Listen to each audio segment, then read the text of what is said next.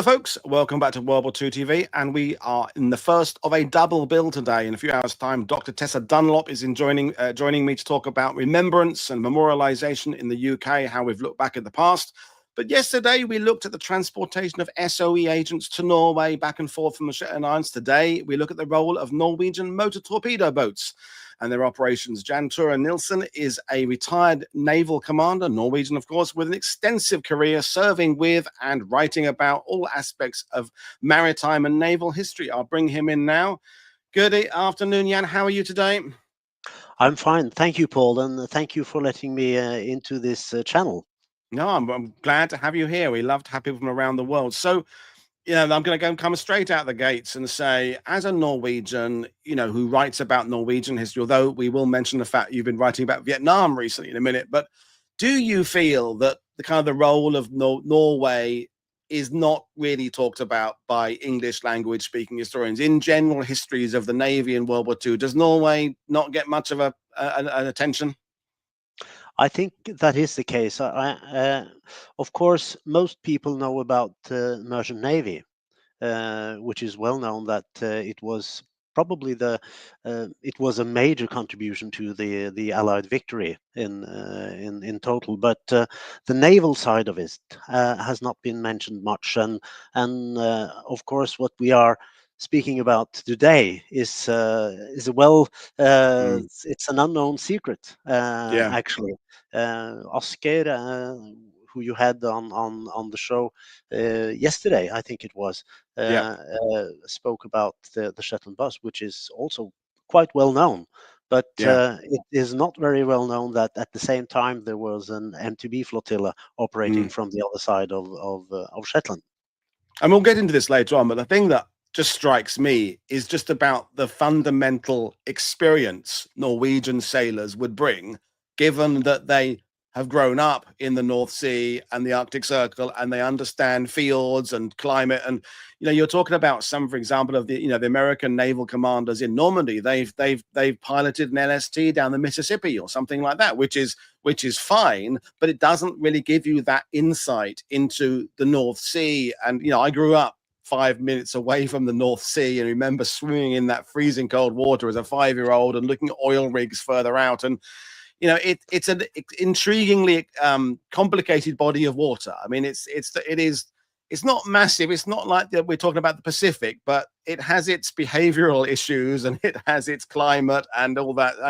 And that experience Norwegians would have brought is I find fascinating. But anyway, I'm going to bring up your slides. And so what we're going to do, folks, is we'll do kind of the big questions, sort of thematic questions about opinions about Norway and World War II at the end. But if you have kind of technical questions about what's on the slide, we'll deal with them as we're going on. But I'll hand over to my guest to take us through this story. We're all going to sit back and learn. So over to you, sir.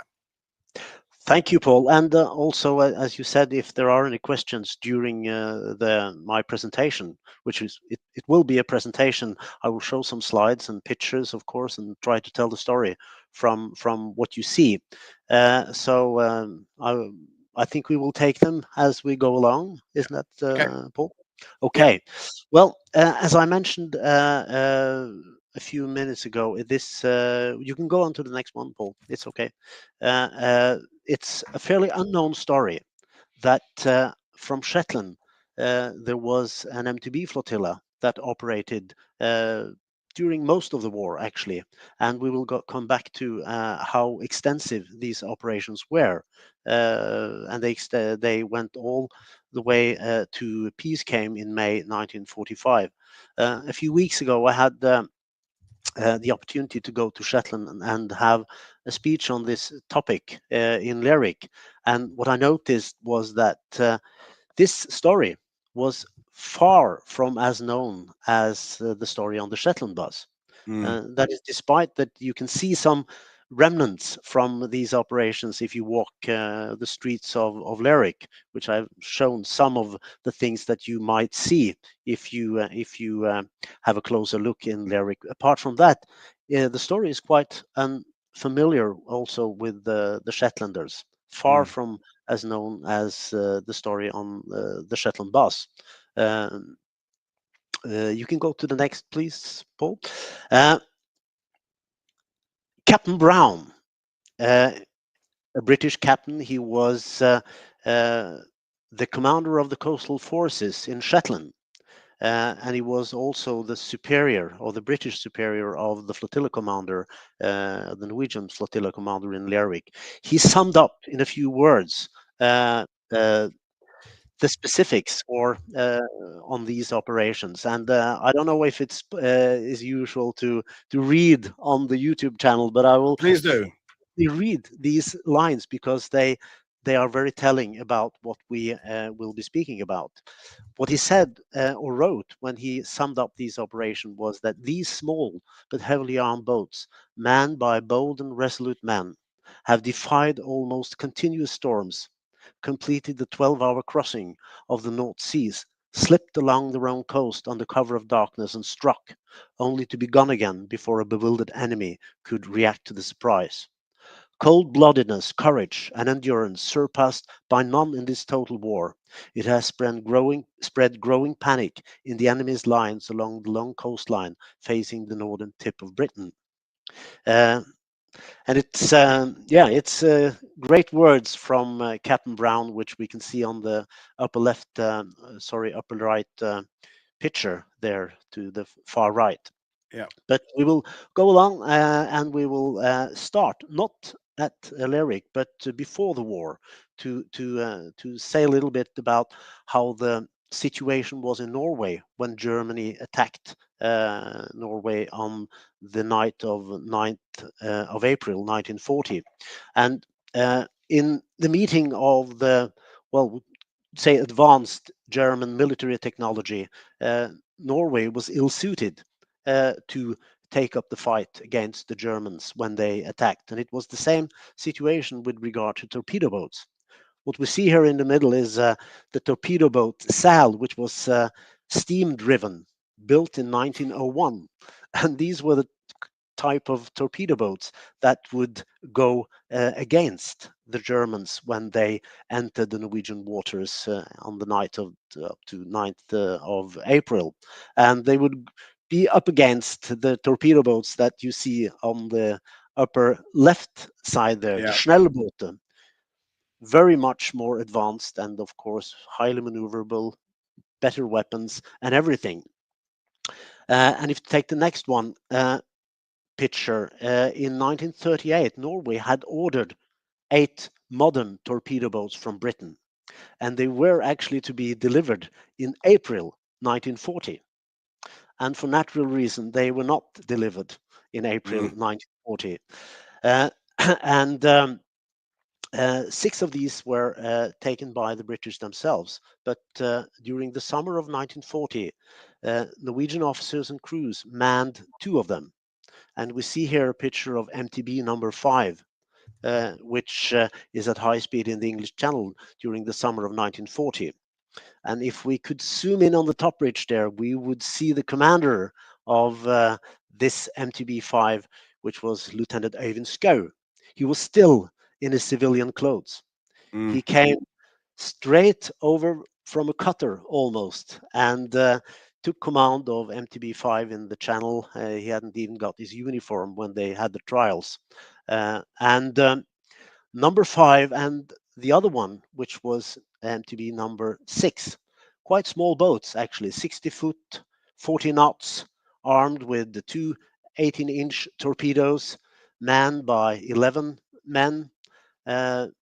They went into the 11th British MTB flotilla, which was stationed in Dover at the time, and went almost straight into the Battle of Britain, actually. During the summer of 1940, as you, of course, are well aware of, Paul, the Battle of Britain was raging, and these 2 torpedo boats went into the channel together with British torpedo boats, mostly saving British pilots and also crew members from sunk merchant shipping in the channel. But during these months, the Norwegian crews and officers, they both proved their bravery and also their skills. So when the 5 was lost in 1941 during an explosion, and earlier number 6 was lost when the frames broke in heavy water. More crew members and more commanding officers had come to the scene, and the British made it so that Norway acquired another 6 of small MTBs that also operated in the channel from 1941 and to the summer of 1942, mostly training new crews that would later man a more uh, uh, a more capable boat Yeah. regard to the North Sea.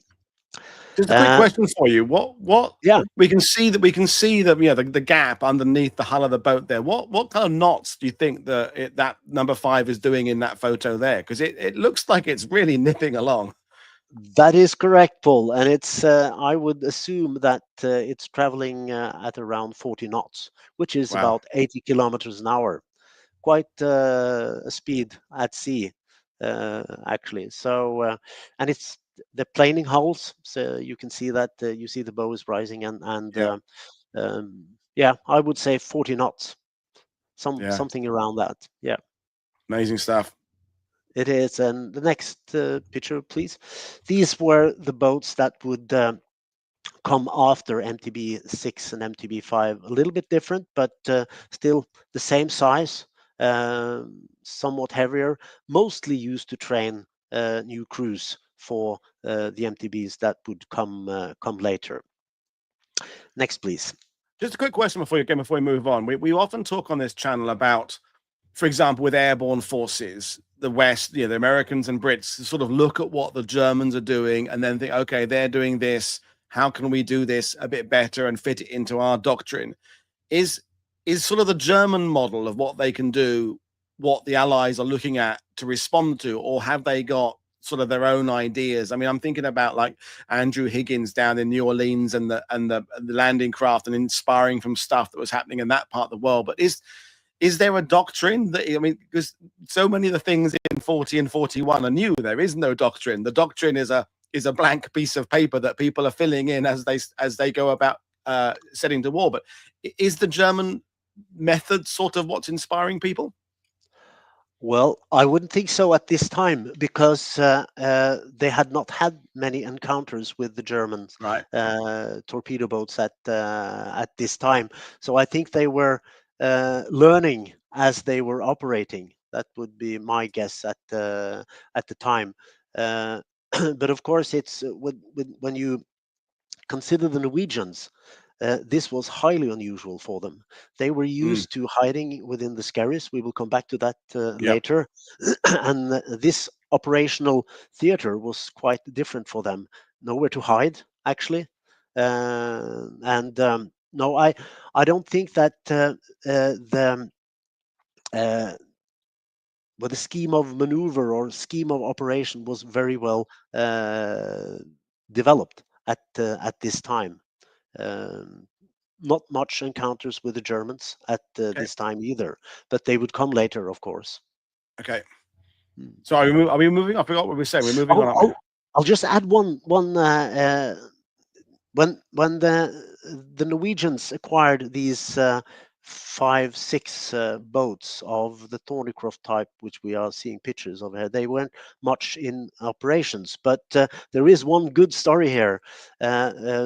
When before we took over MTB 56, which is of the same type, it was laying in Dover and it was not ready for operations when the alarm sounded, and there was a convoy, a German convoy that was heading north in the English Channel, and British boats made them ready, MTBs, to go out and attack this convoy.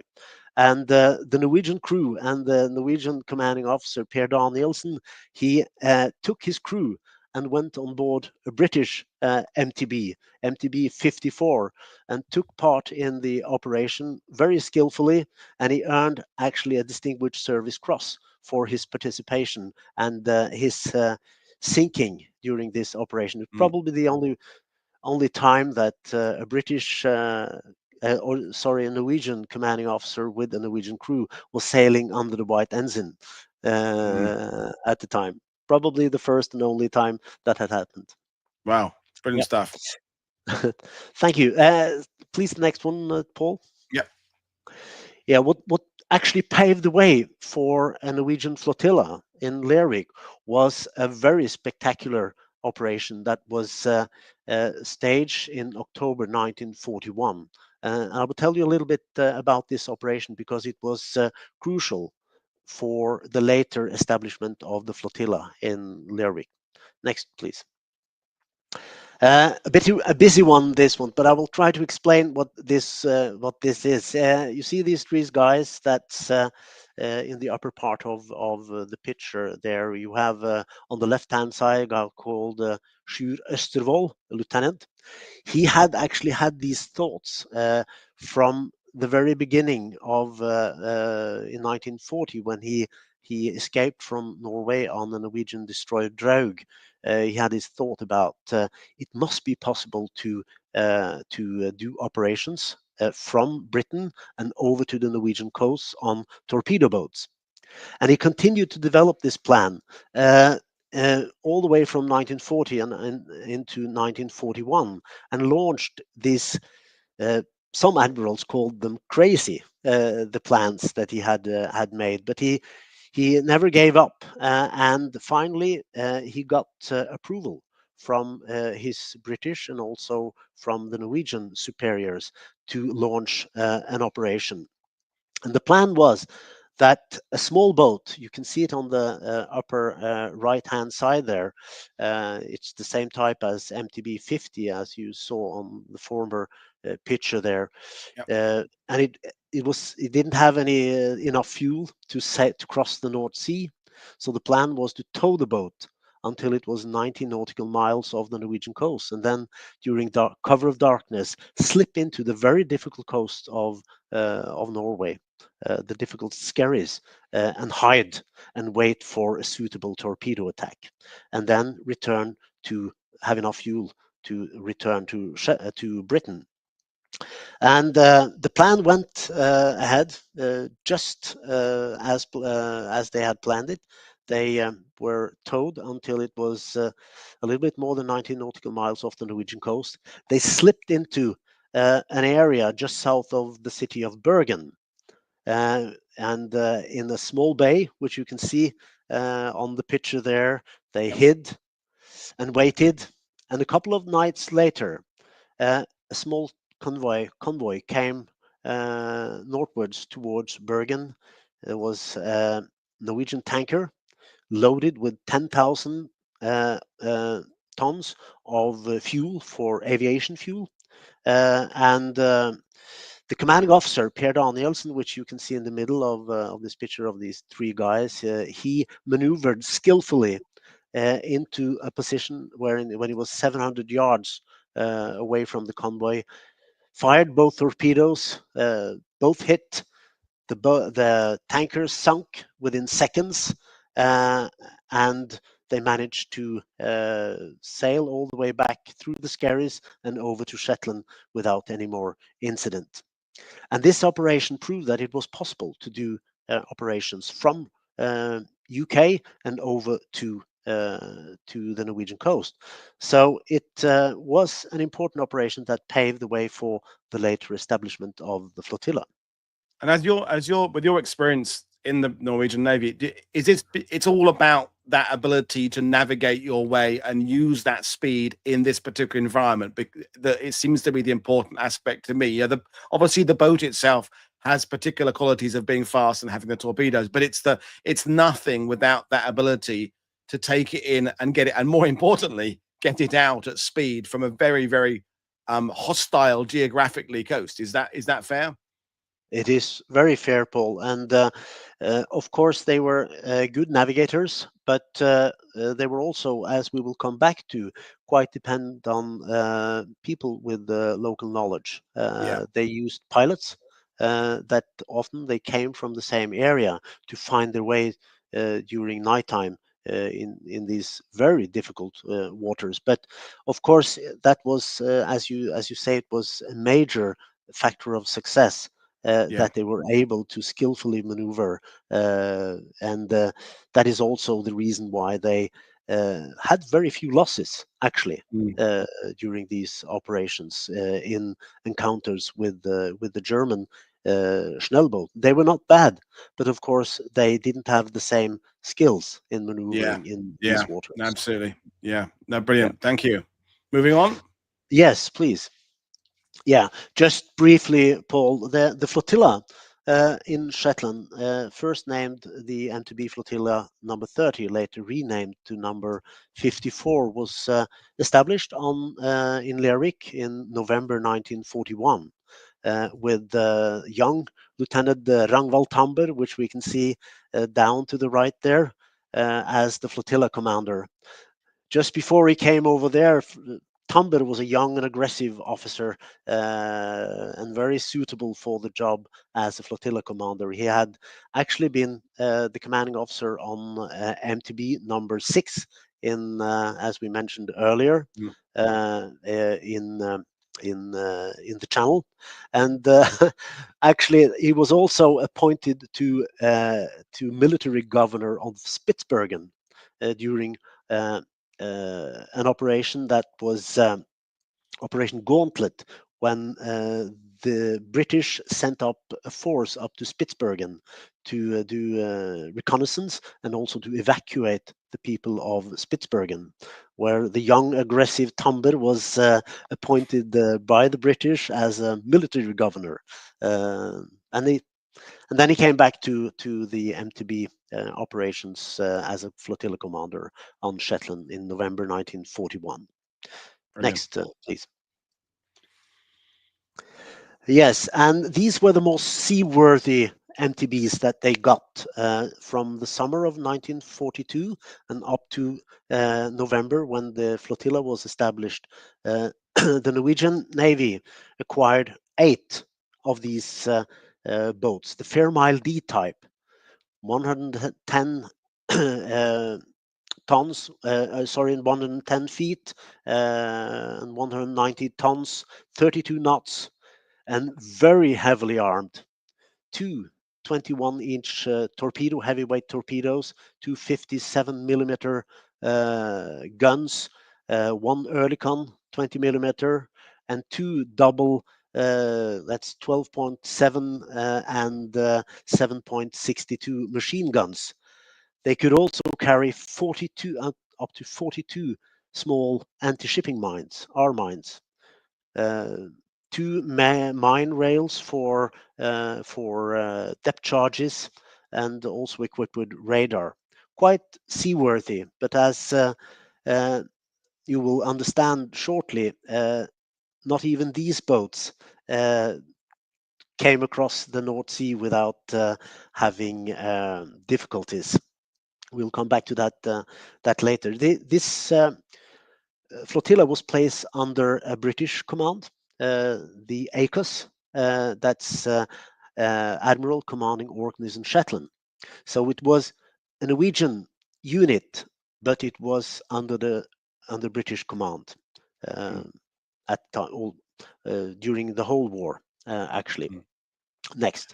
Scott Grimwood just said, heavy firepower in a small package there, and I'm assuming that in this sort of size vessel, it's the same principles that you get with like tank design, in that the thicker the armor, the slower the speed, the bigger the gun, the more ammunition, the more weight. And it's always that balance about speed or mobility with firepower and defense. And I guess exactly those same, because you can't have everything. You have to sacrifice one to bump up the other two. Is that basically the same principle with this kind of MTB?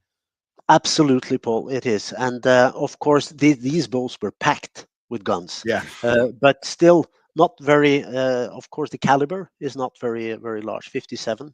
But as you say, they were loaded with ammunition, and during encounters, they would fire thousands of rounds. If you take all calibers and sum it up during some of these operations. But you're right, it's always it's a balance.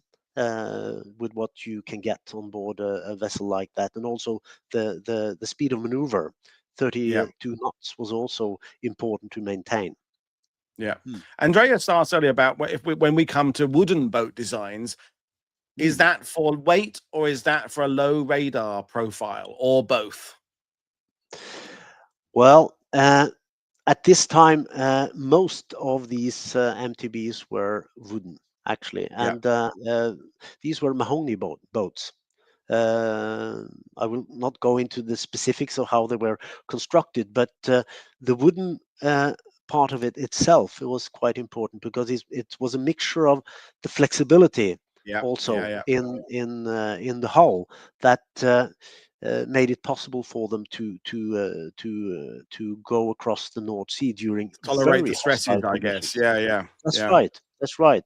But of course, they noticed very quickly that the frames were not strong enough during heavy weather. So it was that was one of the problems that they encountered on many operations, that they would really need the manpower that they had on board to get the water out of the boat, because frames would crack, and there were instances where they barely managed to come back because there were so many frames that had cracked during the operations.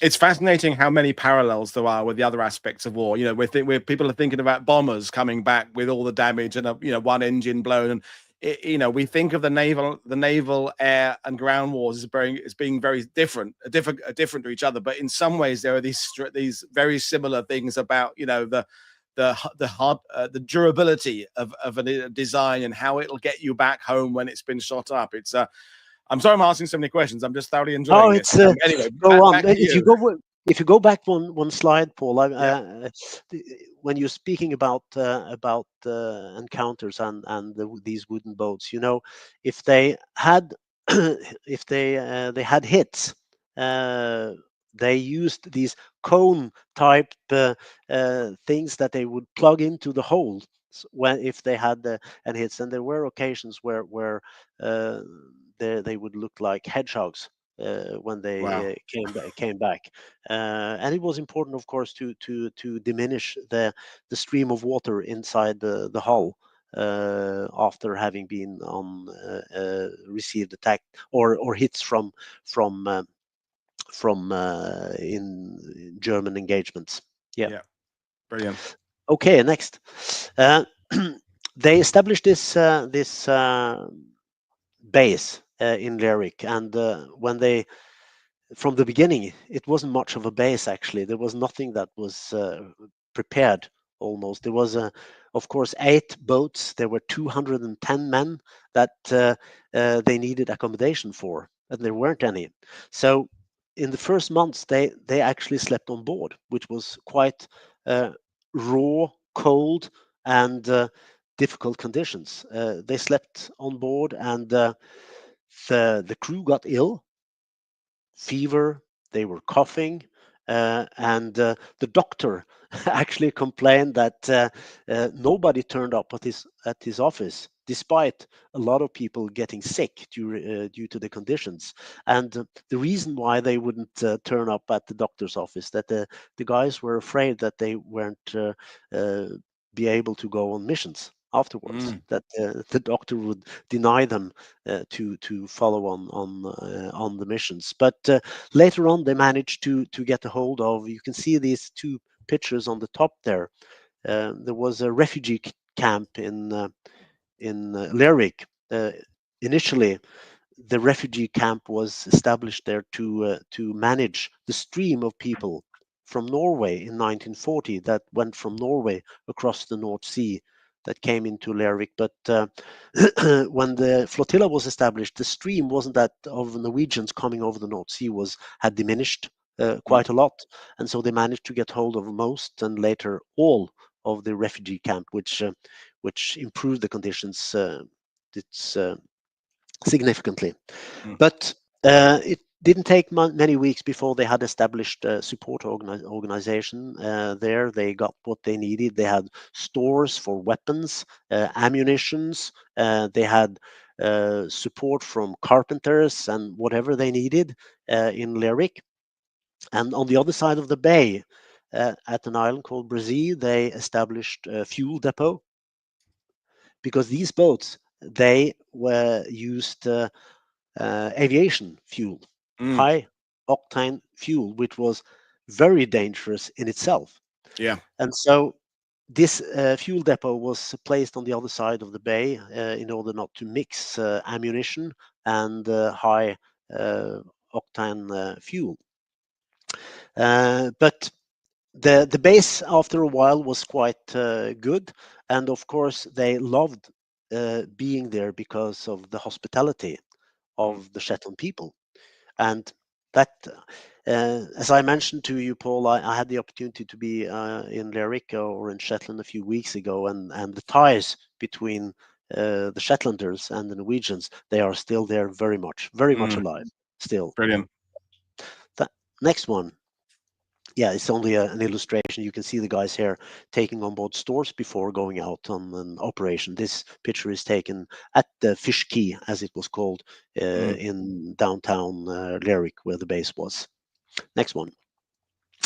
Yeah, you can see there rough people, rough guys on the top here. And the flotilla's mission was the same. During the whole war, it was to disrupt the enemy supply line, the German supply line to northern Norway, and mainly to sink enemy shipping in the inner leads, but also to try to attack enemy patrol boats and confuse the coastal traffic and defense measures. That was the main mission of the flotilla during the whole war. Yes. Next, to explain the concept, it's almost the same concept as you saw in Operation Barefoot, the initial operation that I mentioned a few minutes ago. But I showed this map, which the lines show different areas where these attacks would take place. And this is in the western coast of Norway. You see Bergen there. Which is the capital of Western Norway, and on the low side on this picture you see officers, planning officer operations, and it would be the commanding officers together with pilots and together with the liaison officer from ACAS, also that's the Admiral Commanding Orkneys Shetland, that would plan the operation before going over. And they would have intelligence that they would use to plan. They were well equipped with what, yeah, we might call it static intelligence. That would be where the gunnery positions of the German were, where the watch points were, minefields, harbor areas, of course, anchorages, and so forth. They were well equipped with that kind of intelligence, but also they had more dynamic intelligence coming from the special intelligence services radio operators that would man secret radio stations along the Norwegian coast, which brought over intelligence. And they would plan operations and then sail during normally during the morning hours when they went out on operations, and would approach the Norwegian coast as it became dark. And you can imagine, Paul, coming from the open waters into the Norwegian coast, which was heavily protected by the Germans. They couldn't take the main inlets, so they had to find areas where the Germans were not that vigilant. And you can almost see this, but it's impossible to see. You can see the contours of the land as in the darkness as they come towards the Skerry, and totally dependent often on these pilots that would recognize the contours of certain islands or whatever it was, and they would slip into the inner leads unnoticed mostly. What they would do Scott next. said so no radar. Well, they had radar, but normally it wouldn't help them that much, because they normally the pilots would actually do a visual recognition. I would assume that they use the radar to find their way approximately into the correct area, but they and would then visual totally depend recognition. on the visual recognition of the exact area where they would enter the inner leads. Brilliant. Thank Normally, you. they would take a sweep as they slipped into the inner leads, and if they encountered a suitable torpedo target, then they would try to attack immediately and then return. That happened once in a while, but normally they would go into what they called lurking positions, slip into a cliff, they would moor, and then either alongside or next to each other, as you can see on the pictures on the right hand side, they're not very easy to spot. They would take down the mast and use the camouflage net and hide. Sometimes they would lay there for days before they, while waiting for torpedo target opportunities.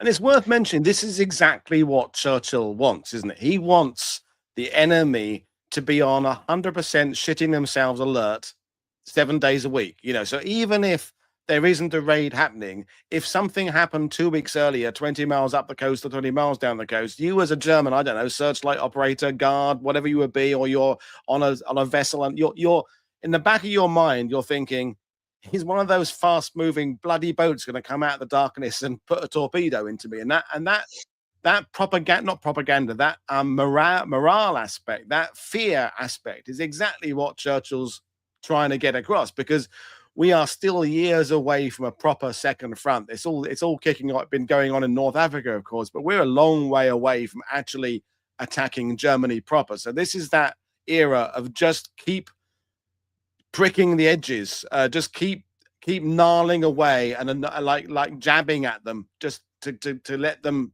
know that we're in the war still. You're right, Paul, and of course, I spoke about their mission, and of course, the main mission was to sink enemy shipping. But what you are pointing at was, of course, equally important, because when peace came in Norway, there were still some 350,000 Germans in Norway that they could have used them in Normandy to so to speak, and this was, of course, a vital aspect of it, was keeping the Germans on their toes all the time.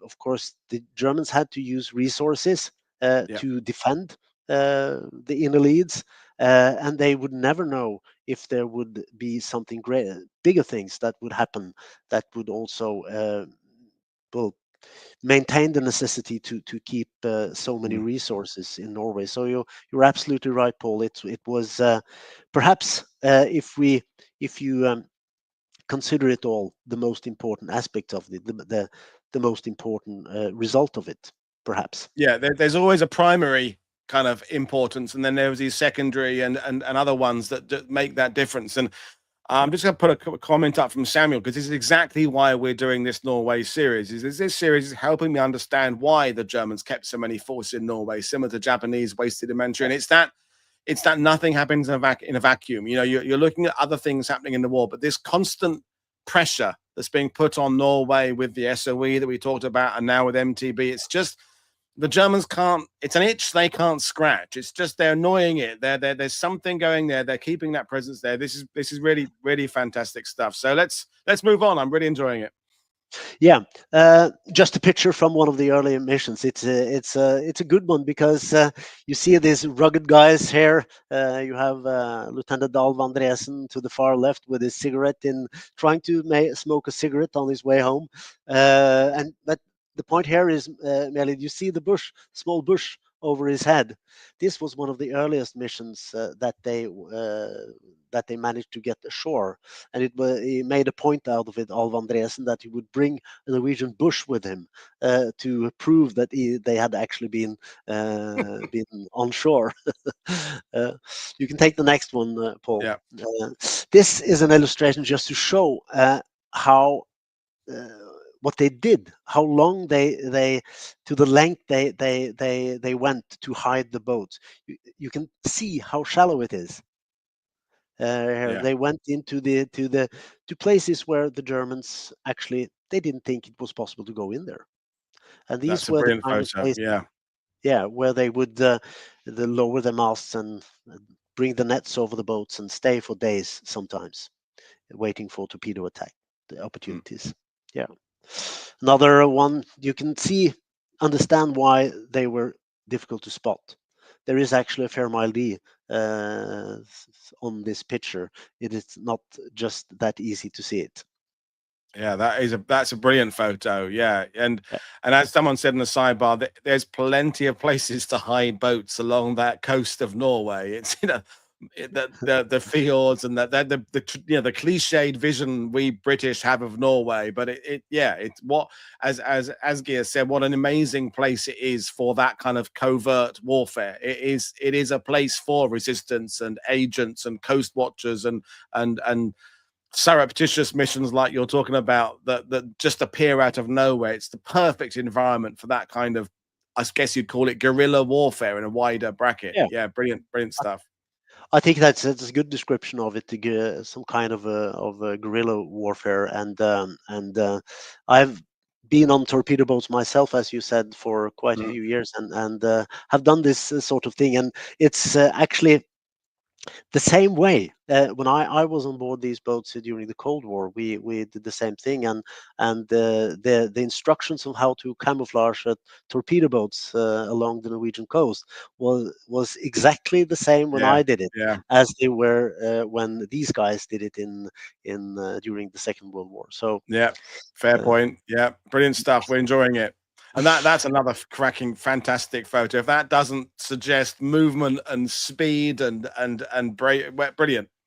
that's of course this was taken during an exercise, but because it's during daylight, and normally they Yeah. wouldn't attack uh, with the torpedoes during daylight, of course. But it's a good illustration, and I brought it up just to it. There's a lot of focus on the commanding officers of these boats, of course, but the crews were brilliant. Mm. They were absolutely magnificent, and you can imagine, Paul, that during enemy fire, they had to keep their heads cool, and they were totally dependent on these. For example, the torpedo men that had to man the torpedo tubes and fire the torpedo at distances from 500 to 1,000 yards during enemy fire. If they didn't keep their head cool, there would not be any torpedo engagement. It's that classic example of you absolutely cannot have a weak link in a crew that size. You can't afford to carry anybody who's not performing. So whereas if you've No, got, I don't know, you've got an infantry battalion of 800 men, you can afford to have a couple of guys who perhaps aren't quite as sharp and they always hang about in the back. You know, I'm not casting aspersions, folks. I'm just saying that in that kind of size formation, it doesn't matter. But in like a B-17 crew, a Lancaster crew, or this Fairmile D kind of crew, everybody has got to be absolutely on their game all the time, or that it doesn't work.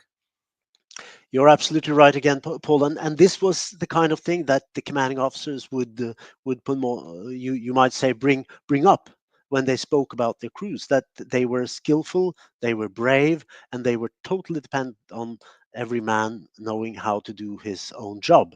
Because otherwise they wouldn't have succeeded.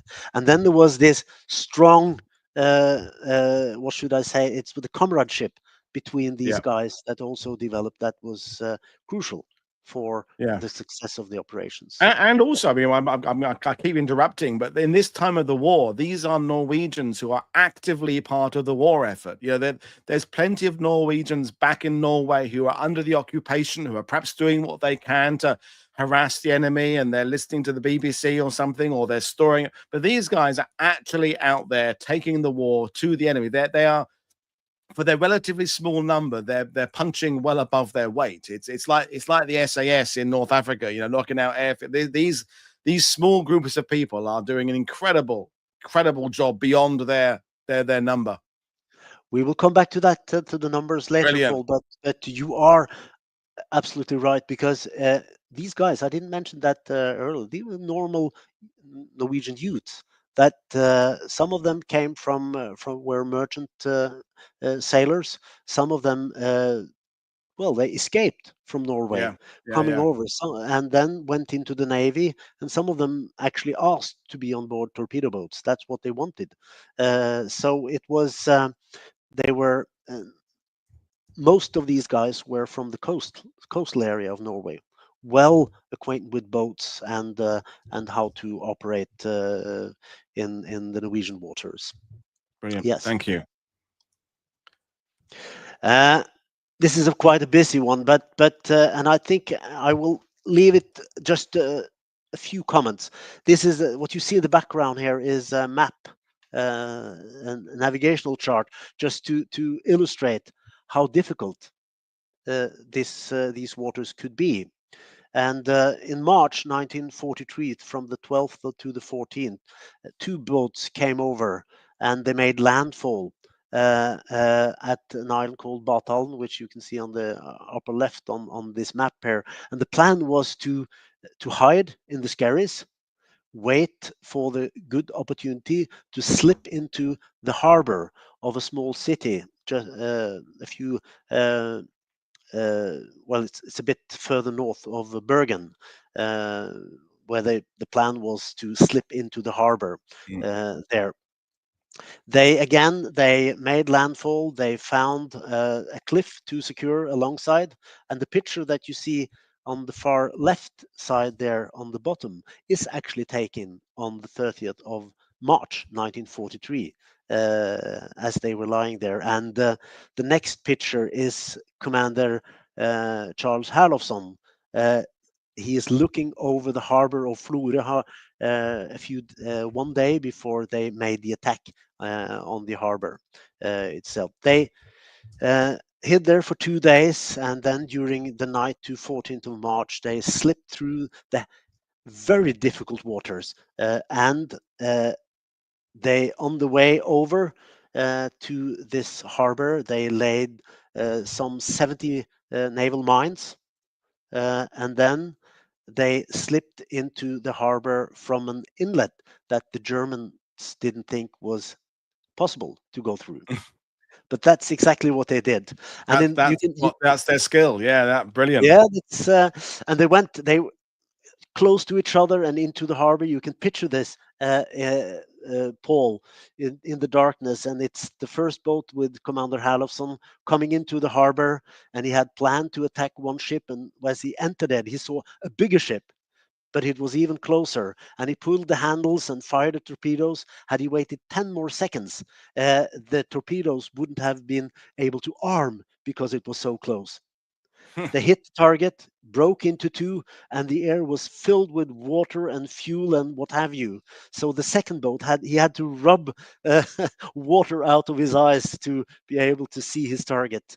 And after having torpedoes, these two boats, they slipped out again, and the accident that they had was not good, because one of the MTBs actually went on one of the Skerries, and they had to leave the boat there. Managed to get all people on board, and they had this. This is one of the examples of how heavy the weather could be in the North Sea, because with 72 men on board, they barely managed to cross the North Sea. Herlofsson, he couldn't change the course to Lervik, so he passed Shetland, and didn't know where he was in the North Atlantic before Spitfire found him and pointed the right direction. So they found their way into the harbor again and managed to escape. Yeah, it's an amazing story. It is. Yeah. Next one, please. Yeah, this is the same picture with the two boats camouflaged in March 1943. Brilliant. You can take the next one, Paul. This is a picture from the bottom. It's actually the vessel that they sank. It's I could mention that it was probably the Easter holiday for the Germans up in North Norway that was destroyed, because there were divers have later went into to the wreck, and they found exclusive wine, cheese, yeah, all kinds of stuff that was meant for the German officers in northern part of Norway during Easter time, but it went to the bottom at the harbor of Florø instead. Brilliant. Fantastic photos, by the way, Jan. Absolutely amazing. So yeah, let's keep going. Yeah, let's keep going. I just wanted to mention that something that was quite tough on these guys was they camouflaged, of course, but it was completely impossible not to be spotted by the locals in some areas, and so they would be visited by the local population, and they had orders not to have any encounters with the civilian population, but it was simply impossible. They were criticized for making contact with the local population, but later on, I think both the Norwegian military authorities and the British understood that it was a double-edged sword, so to speak, because they got valuable intelligence, up-to-date intelligence from the locals. But of course, if the Norwegians that took contact with the MTBs were taken by the Germans, there was a death penalty for this. And there were some examples that this actually happened as well, that were Norwegians that were taken prisoners because they had been in contact with the Norwegian MTBs and were sent to concentration camps in Germany and finally met their fate there. But that didn't preclude the populations from keep going on helping them during operations. So there was a great deal of loyalty, as you can understand, both ways. Absolutely. Yeah. Next, I must mention that the main mission for the flotilla was, of course, to sink enemy shipping, but they did a lot of operations in cooperation with different types of British units. Combined operations, of course. It was quite common that they carried with them a small number of commandos that would have secondary missions to attack watch posts, gun posts, different kinds of thing, and they were not used always, but on a lot of operations that was common. Asgeir Ueland spoke about the Shetland bus, and of course the transport of special intelligence services radio operators and agents from the S.O.E would normally be transported by the Shetland bus or the cutters and later the subchasers. But in a period, especially from the spring of 1943, when the Shetland gang had lost so many people and so many cutters, there was a halt in the transportation for quite a few months until the subchasers came along just before Christmas 1943. And in that period, the MTBs from the flotilla did most of this work. So they carried CIS agents and special operations executive agents. You can see the guy on the top right-hand side. There is John Godwin, a British S.O.E commando that was sent over with MTBs with canoes and a small group of men that carried out a successful limpet mine attack in a harbor south of Bergen, but eventually and unfortunately both Godman and his men were caught by the Germans and executed later on. They would bring midget submarines and a lot of stuff was operations also together with these British Yeah, units. we had the conversation with Dr. Kate Vigers a few weeks ago about the complication of narrowing down what's S.O.E, what's SIS, what's resistance, what's Royal Navy, Yeah. what's commander, because it all overlaps at times. And it's like, okay, so who's in charge of this one? And I guess the guys themselves probably weren't always sure who was in charge, but it just shows the complication of this sort of aspect of warfare. It does overlap. It's just inevitable that it's that type of thing. But yeah, brilliant stories. Are we moving on? Yeah, well, but one small point about this Okay. one was that it was important when conducting MTB operations that it was not brought into the same areas where you had CIS agents and also where you had S.O.E. So we had to deconflict these operations quite a bit, and that meant that when they had were given an assigned operations area, you had to stick to that area because it was simply not legal to cross over into an area where there were other kinds of operations going on. Yeah. Next one, please. Thank you. One of the main, I won't go into details, but there was a major operation that was collaboration between combined operations and the MTBs in January 1943, when a group of over 50 commandos were taken with the MTBs over to an island called Stord, where they disabled the mines at Stord, which produce copper and sulfur. Quite important stuff for the German, a major operation and a good example of what kind of operations that these units did together. And on you can see down on the left hand side there, before an operation like this, they would normally do some intelligence by themselves. And the picture that you see there is not very easy to see, of course, but it's a small cutter that is heading into a channel close to the area where these mines were. And this cutter went into this area some weeks before the actual operations to do intelligence gathering. And they were so, what should I say? They were brave, of course, but they were also clever.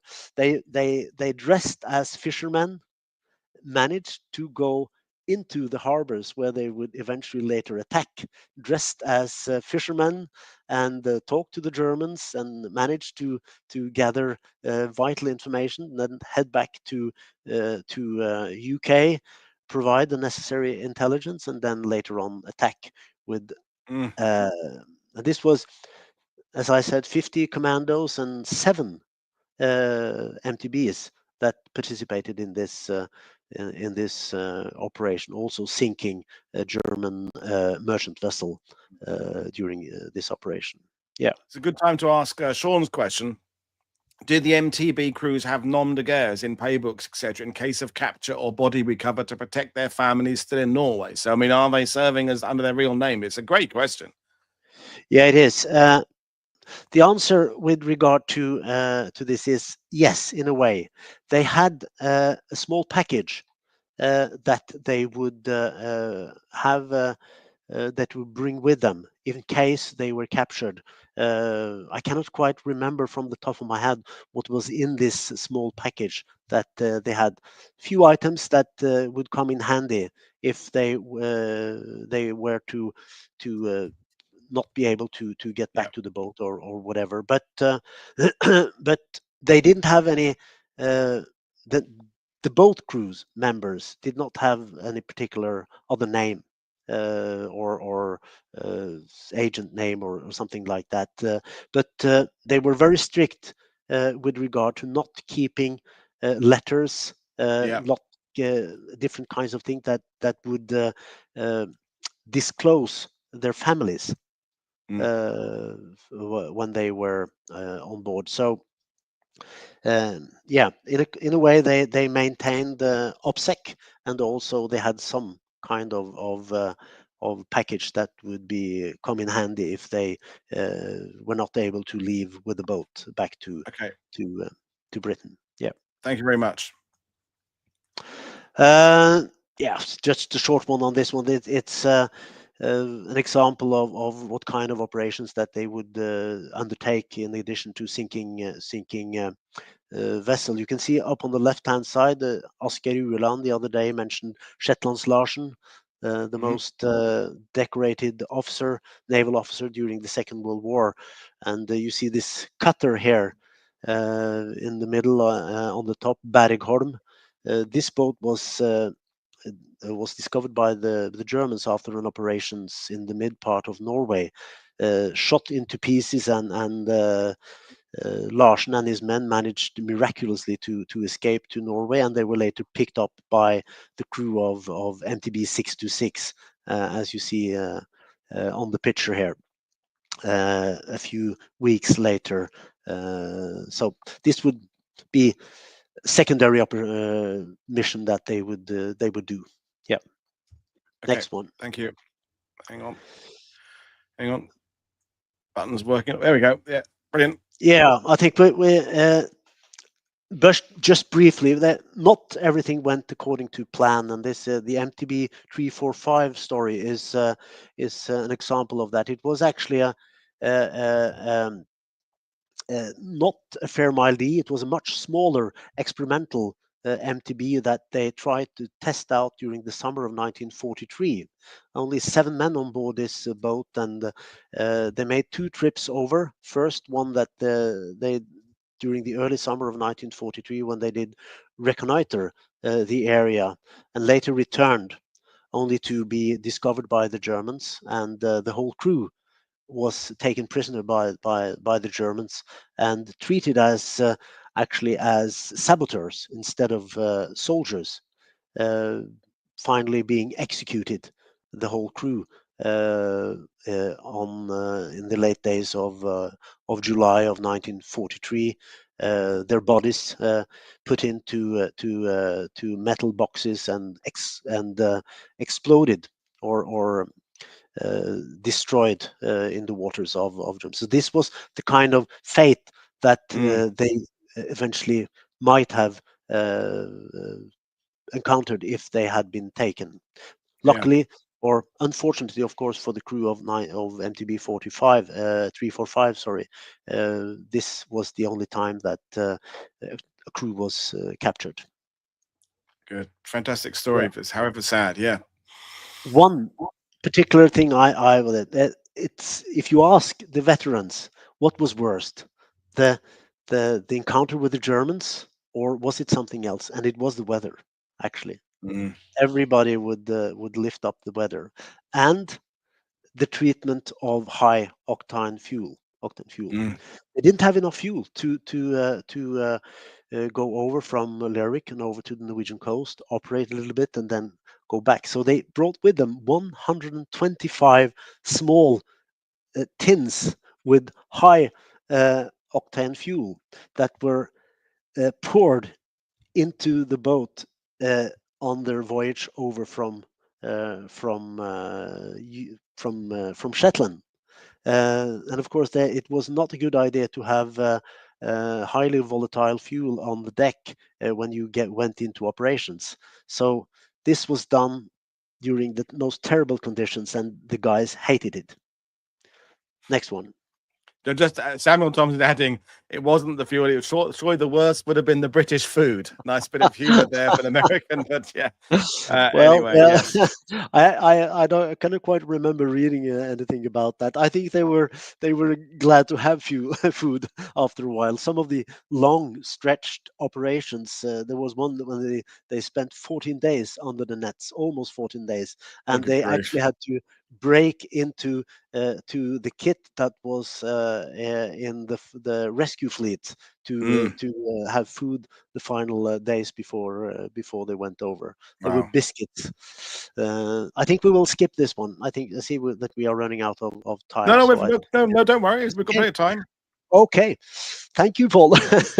It's one of the things that weighed heavily on these guys was the fact that when they torpedoed vessels during the inner leads of Norway, they would always be the possibility of also killing Norwegians. Mm. There were quite a few Norwegian pilots that piloted German vessels that lost their lives during torpedo attacks from Norwegian MTBs.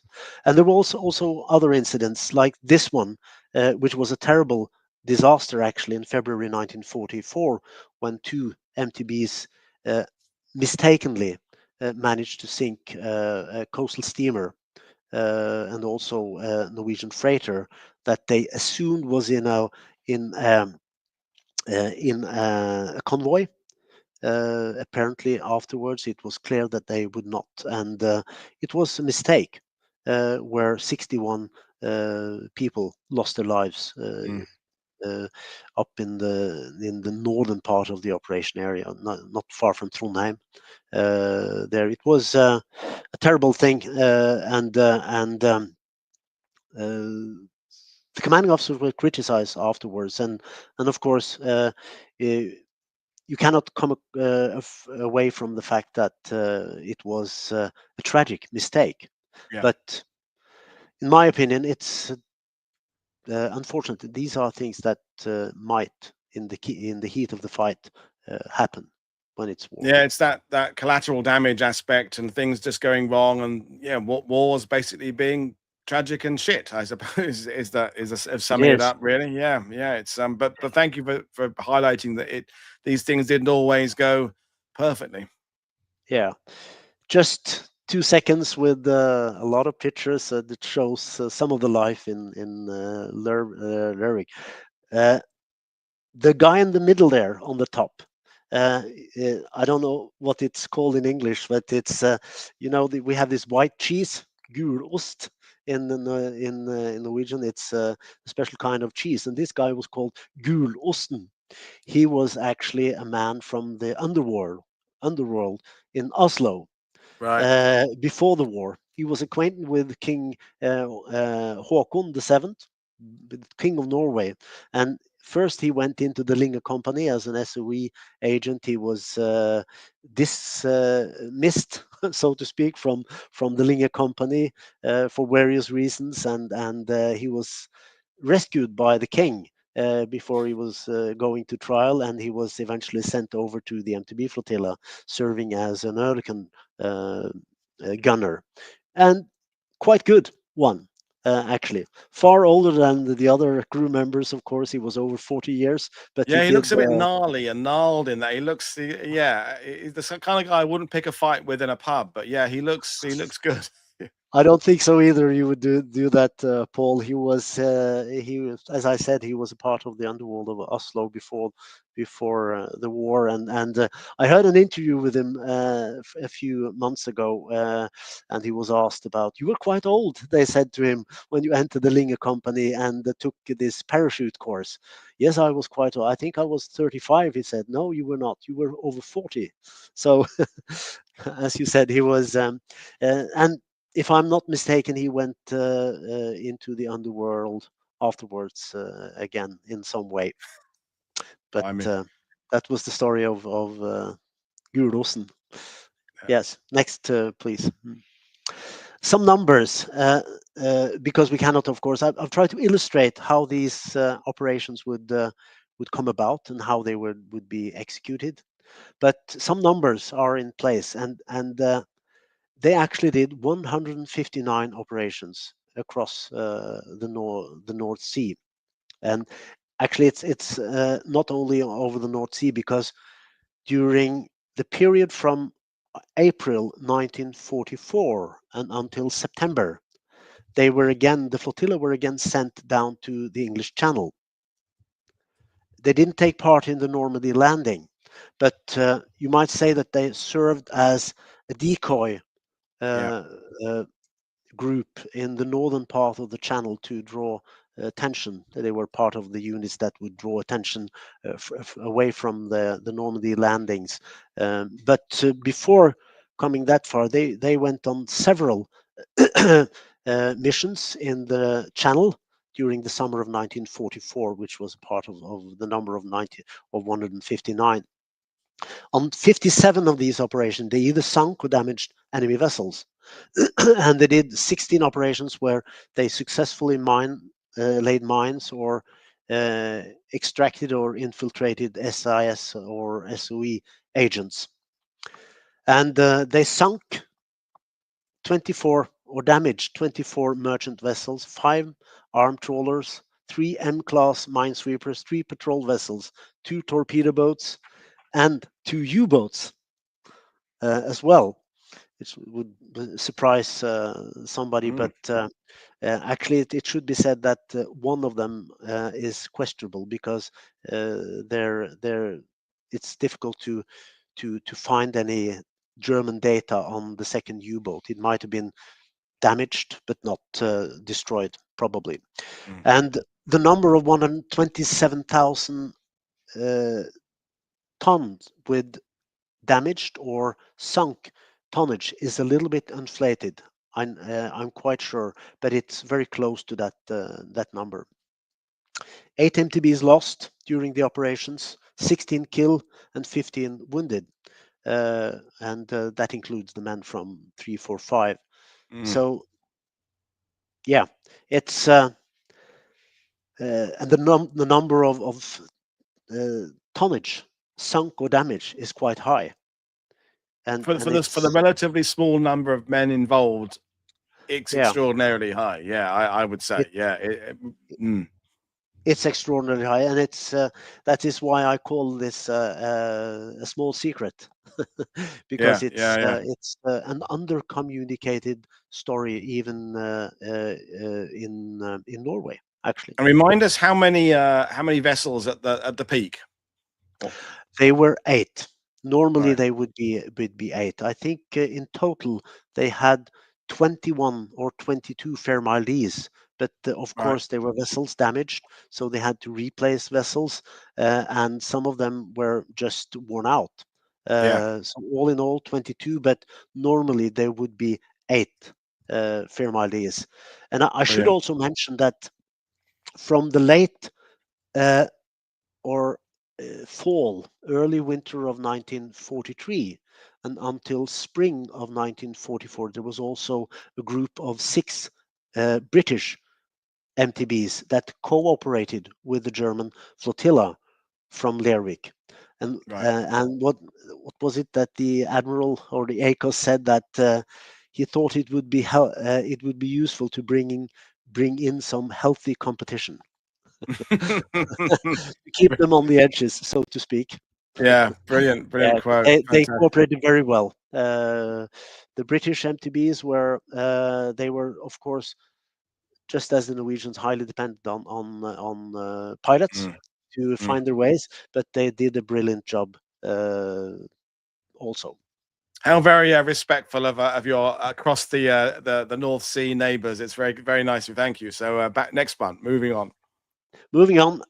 It was the Norwegian flotilla was in several circles regarded as the most efficient MTB flotillas during the war on the Allied side, and of course it's a limited period of time when they did this analysis of the torpedo attacks that had taken place from September in 1944 and February 1945. But then again, it was a period where they had quite a lot of attacks, and they had the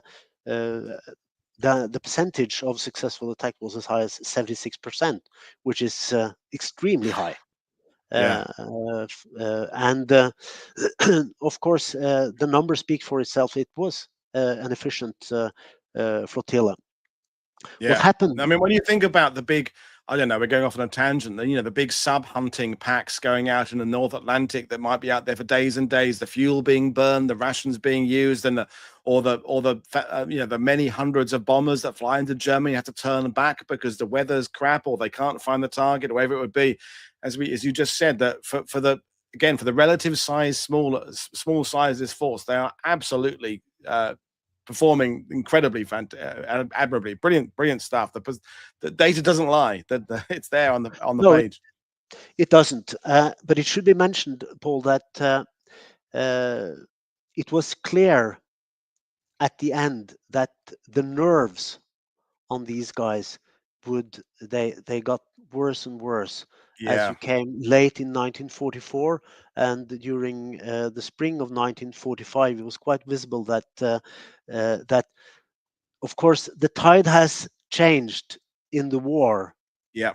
and perhaps it was a factor that more and more became aware that the war is coming to an end, but the operations are still ongoing. Yeah. And they started probably to be afraid not to in the beginning. They didn't think they would survive, and they probably didn't think that much about it either. But as the war came to an end, this became more and more important, and the nerves were, yeah, it was highly visible that it was a challenge. Yeah. Very good point. Thank you. I'm just drawing. You mentioned U-boats, and of course, I'm not. Well, it sufficient to say that normally people that would be interested in the Second World War would and the U-boats would recognize Kretschmer, Prien, and these German U-boat aces. But in my opinion, we have quite a few Norwegian MTB aces as well, and these are a few of the guys. We won't go into detail, but these are the guys that commanded these boats. But they would, if you ask them, they would bring up not themselves, but the team that they commanded, Yeah. that they were totally dependent on the men. No, well put. Thank you. The king loved the MTBs and the crews. Not there were many reasons for this, but of course the numbers and the results they brought was the most important thing. But from the Christmas of 1942, they started a tradition.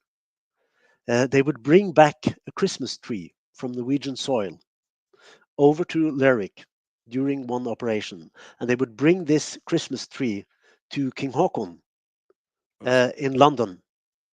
And the first time he got this Christmas tree, it was delivered by one of the commanding officers from one of the Fair Maldives. He got so emotional, King Haakon, that he cried when he got the Christmas tree, and they kept on with this tradition until the Christmas of 1944, which was, of course, the final Christmas that these operations were conducted. We still have your big tree though in Trafalgar Square. We still have that every year, so we still have our Norwegian Christmas tree link, which is nice. So yeah, fantastic stuff. And yeah, absolutely cracking presentation. And we have a few questions lined up for you. Some of them you've addressed as we've gone along, but I'll deal with the one. Well, a couple of them are comments. So I said to you before going on that we and you posted on Facebook, we might have some people who are connected with this. So Elliot James saying, my uncle was a wireless operator in the Royal Navy. He was transferred to the Royal Norwegian Navy and assigned the MGB 715. Another comment there. Our dad, Henry Noel Gray, worked making UK's fast boats. So another connection there down in Hampshire. So I love it when we have these little connections of people having watching the show, having a link. However, it always pleases me when that happens. So there's a couple of comments there. Brilliant. Can I add just one small thing? I yes, saw the please comment do. on the MGB or MTB 715. A few weeks ago, I was up in close to a city called Ålesund, and we are actually trying to save out the last remnants of MTB 715. Right. All the other Fair Maldives are gone. There are nothing left of them, but we found in at some place the wreckage of MTB 715, which was mentioned there, and we are going to save it. Oh, brilliant. It's like the project to get the whale back restored in the UK, one of the air sea rescue boats. It's amazing, you know, how these amazing things that got us through the war. I mean, we're down to like 3 or 4 B-17s and 2 Lancasters and no Fair Maldives. It's Yeah, we've got thousands and thousands of fucking Jeeps. And I have no problem with Jeeps. But anyway, whatever. So another question. So Samuel is asking, how were the survivors honored in Norway after all was over? Did any become famous? Did some carry on with prestigious naval careers? Anyone join the government? So any particular kind of post-war stars? It's a brilliant question, but the answer, the very extremely short answer is no. But I will add a few things to that. It is strange that on a list of highly decorated officers from Norway during Second World War, everybody would know the guy on the first place, which is a guy from a home front, and then we have Shetland Larsen or Leif Larsen from the Shetland bus, and the third is Charles Herlofsson, highly decorated officer from the Fairmile D or the MTB operations, completely unknown. And this was the case for most of these people. Of course, some of them made naval careers. Charles Herlofsson, as I mentioned, became the head of the Norwegian Navy eventually, and Ragnvald Tamber, as I spoke about earlier, also became an admiral. But none of them very known in Norway, unfortunately, despite the fact that these guys did a hell of a job, and they should have been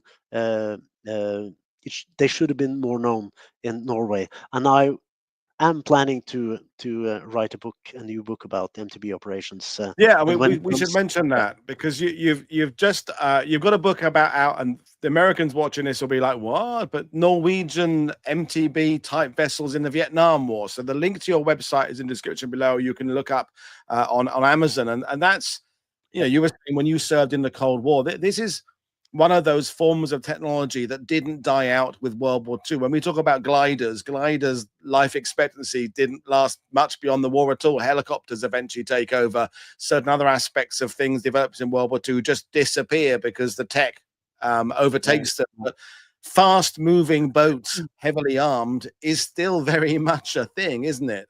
So just briefly give us a synopsis of the Vietnam story, so people go, and go and look for it. Extremely brief on what is an amazing story, actually. Before the Vietnam War started, it was important for the Americans to find out what was going on in North Vietnam. And without any other tools to use, it was the CIA that got the task of finding out initially what was going on in Vietnam, but also later on to make attacks. Very sick black operations into North Vietnam, and one of the tools they used were boats. And the short story is that the boats they started with were not very useful.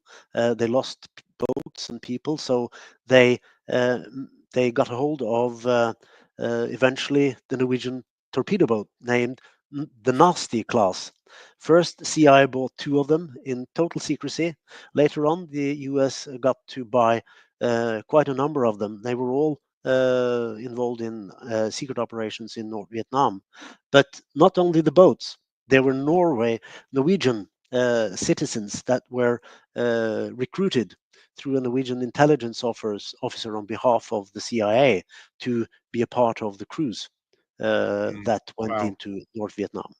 Yeah, I mean, there is a line on these fast boats from the Second World War and all the way up to the boats that were used during the Vietnam War and the boats that we use today. Every single day I learn something about military history that I just go and blows my mind, and it's been fantastic talking to you. And you're writing a book about what you've been talking about today, as well as a forthcoming book on MTB operations in World War II. So we've done exactly what we set out to do. We've told people that this Norwegian involvement was big. It had a huge impact. The Germans were rattled by it. It sunk all this tonnage of ships and incredibly brave men. So it's been an absolute delight talking to you. I will try and find a reason to invite you back in the future, because I've just thoroughly enjoyed talking to you. more Norwegian content coming a bit later in the summer. We're going into the Eastern Front next week, but as I say, we've got Dr. Tessa Dunlop coming on in, what is it, just an hour and a half's time. So as always, click like and subscribe, visit my guests' websites, buy their books, and I will see you all again later on. Cheers, everybody. Bye. Bye. Jan.